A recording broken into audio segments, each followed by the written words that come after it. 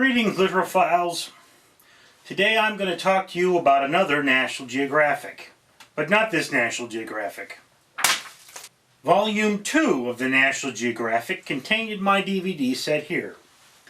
Now this goes all the way back to 1890. We're talking 126 years ago. And interestingly enough, National Geographic did a few growing pains in that year.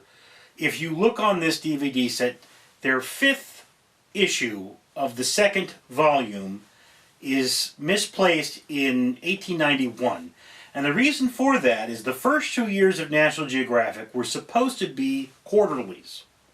Then, in 1890, they decided that they were going to be a periodical issuing smaller pamphlets because that they had to wait for enough material to put out an issue. So this was a major problem for them.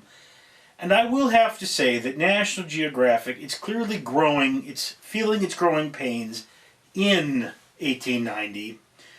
And for the most part, you're going to find this material very dry. Now, I did enjoy it. There were a number of articles about other countries. Like with the first volume, there were a lot of articles about maps. And there were a few truly interesting tidbits. There was a discussion of a substitute for butter made out of fish fat, which I found very amusing, although disgusting. There was a very scientific, I'm afraid, and not terribly clear description of a group of explorers finding a walrus they thought was dead and then throwing potatoes at it. It wasn't dead. Luckily, it was also not the type of walrus to carry a grudge, so it didn't come after the explorers. But that was quite funny. I noticed very interestingly 2 words in this particular volume. One of them was the word computer, which has a very different meaning at the time.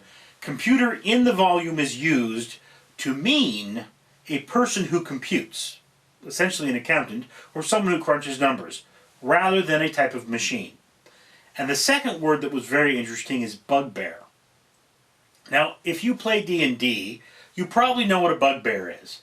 It turns out that at the time, a bugbear was another way of saying boogeyman or foul turn of events.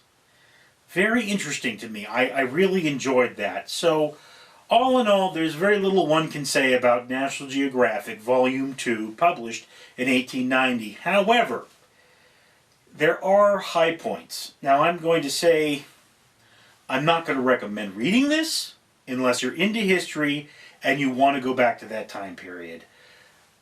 I know it seems kind of odd. I'm not going to recommend it for those reasons. It's still very dry reading. It's very technical reading.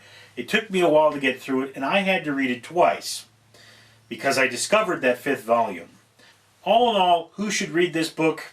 Students of history, almost exclusively.